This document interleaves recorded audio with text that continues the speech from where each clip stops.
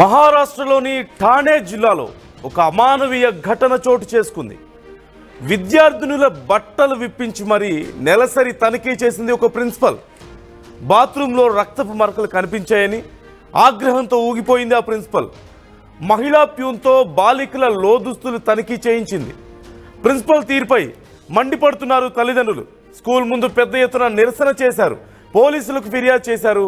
8 మందిపై case నమోదు చేశారు. Principal ప్యూన్ని ఇప్పటికే అదుపులోకి తీసుకున్నట్లుగా తెలుస్తోంది.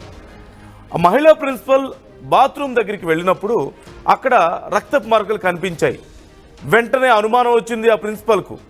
ఖచ్చితంగా బాలికలకు ఎవరో నెలసరి వచ్చిన సమయంలో సరైన జాగ్రత్తలు తీసుకోకపోవడం వల్ల, వారికి అవగాహన లేకపోవడం వల్ల ఇలా జరిగి ఉంటుంది అనుకుంది. కానీ అడగాల్సిన పద్ధతిలో అడగకుండా, వాళ్ళకి చెప్పాల్సిన పద్ధతిలో చెప్పకుండా, ఆ కోపం వచ్చి ఇష్టం వచ్చినట్లుగా వారి మీద అరిచి అక్కడ ఉన్నటువంటి మహిళా ప్యూన్ని పిలిచి అందరినీ వరుసలో నిలబెట్టి వారందరి లోదుస్తులను చెక్ చేసినటువంటి పరిస్థితి అత్యంత హేయమైనది, దారుణమైనది. ఆ పిల్లలు ఎంత ఇబ్బంది పడుంటారు, ఎంత అవమానంగా ఫీల్ అయి ఉంటారు, ఆ సమయంలో ఎంత నరకయాతన పడుంటారు. ఓ పక్క భయం, లేదు మేము కంఫర్టబుల్గా లేము ఇలా చెక్ చేయడానికి అని చెప్పలేనటువంటి భయం ప్రిన్సిపల్ అంటే. మళ్ళీ తర్వాత ఏమంటారో, కొడతారో, తిడతారో, ఇంకేదైనా యాక్షన్ తీసుకుంటారేమో అన్న భయం. అలాగని ప్రిన్సిపల్ చెప్పినట్లుగా చేయడానికి ఇష్టం లేక, బయటకు చెప్పుకోలేక, కాదని చెప్పలేక, అలాగని చెప్పినట్లు చేయలేక ఎంత నరకం అనుభవించుంటారో మానసికంగా మనందరూ ఒక్కసారి అర్థం చేసుకోగలగవచ్చు. ఈ నేపథ్యంలో వెంటనే ఆ విద్యార్థినులు ఇంటికి వెళ్ళిన తర్వాత వాళ్ళ తల్లిదండ్రులకు చెప్తే వారందరూ వచ్చి అక్కడ గొడవ చేస్తే వెంటనే పోలీసులు వచ్చి ఆ ప్రిన్సిపల్ని, ఆ ప్యూన్ని అదుపులోకి తీసుకున్నట్లుగా తెలుస్తుంది. వారి మీద కఠిన చర్యలు తీసుకోవాలి.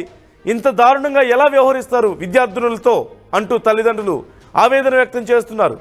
స్కూల్ ప్రిన్సిపల్ అయి ఉండి కనీస జ్ఞానం లేకుండా అంతమంది విద్యార్థులను అలా ఎలా ఇబ్బంది పెడతారు, అలా ఎలా చెక్ చేస్తారు వాళ్ళ లోదుస్తులు అంటూ ఆవేదన వ్యక్తం చేసినట్లుగా తెలుస్తుంది.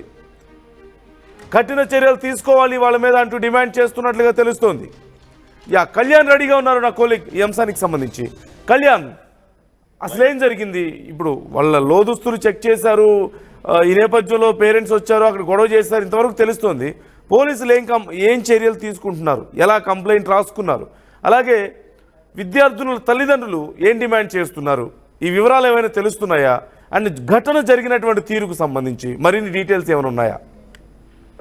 రైట్ నందు, యాక్చువల్ గా ఒక షాపూర్ అని థానే డిస్టిక్ కి సంబంధించి మహారాష్ట్రలో జూలై 8న ఈ ఇన్సిడెంట్ జరిగింది నందు. యాక్చువల్ గా క్లాస్ 5 నుంచి క్లాస్ 10, 5వ తరగతి నుంచి 10వ తరగతికి సంబంధించిన అమ్మాయిలందరినీ వాళ్ళని 2 గ్రూప్స్ గా డివైడ్ చేశారు. ఫస్ట్ అంటే ఎవరెవరికి నెలసరి ఉంది, ఎవరెవరికి లేదు అని అడిగి 2 గ్రూప్స్ డివైడ్ చేసిన తర్వాత వాళ్ళందరికీ ఒక ప్రొజెక్టర్ లో వాళ్ళకి ఈ బాత్రూమ్ లో ఏదైతే రక్తపు మార్కలు కనిపించినో ఆ ఫోటోస్ ని ప్రొజెక్టర్ లో వేసి వాళ్ళందరికీ చూపించి దీంట్లో ఎవరికి వచ్చినాయి ఎవరికి రాలేదని చెప్పి ఫస్ట్ ఐడెంటిఫై చేశారు. దాని తర్వాత ఎవరైతే రాలేదని చెప్పారో వాళ్ళందరినీ వీళ్ళు స్టాఫ్ వెళ్ళి వాళ్ళందరినీ వీళ్ళు పర్సనల్ గా చెక్ చేయడం, ఫిజికల్ గా వాళ్ళని టచ్ చేయడం ఏదైతే జరిగిందో దీని మీద పేరెంట్స్ అండ్ దాని ఉమెన్ చైల్డ్ రైట్స్ కి సంబంధించిన వాళ్ళందరూ కూడా నిరసన తెలిపారు స్కూల్ దగ్గరికి వెళ్ళి. ఇది జూలై 8న జరిగిన ఇన్సిడెంట్.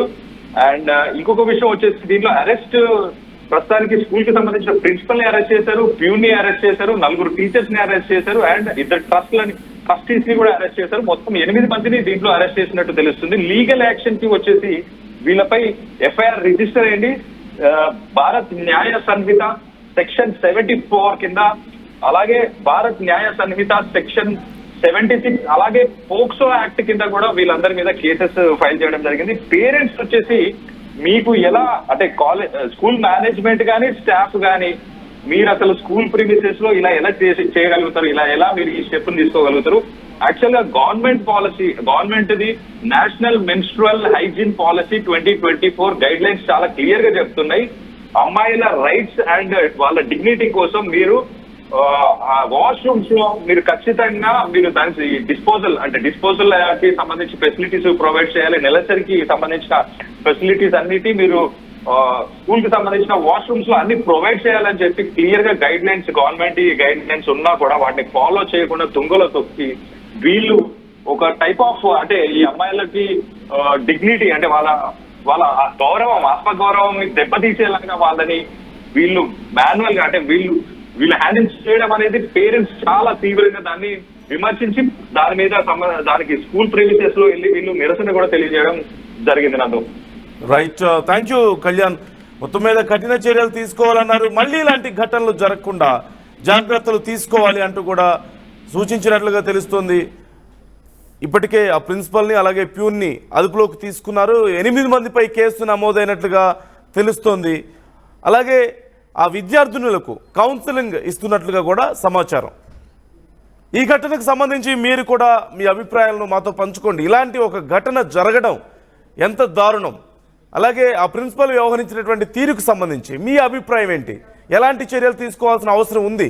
విద్యార్థినుల కోసం స్కూళ్లలో, కాలేజీల్లో ఎలాంటి జాగ్రత్తలు తీసుకోవాలి, ఎలాంటి ఫెసిలిటీస్ ఉండాల్సిన అవసరం ఉంది? ఈ అంశాలకు సంబంధించి మీరు కూడా మీ అభిప్రాయాన్ని ఆర్టీవీతో షేర్ చేసుకోండి కామెంట్ రూపంలో.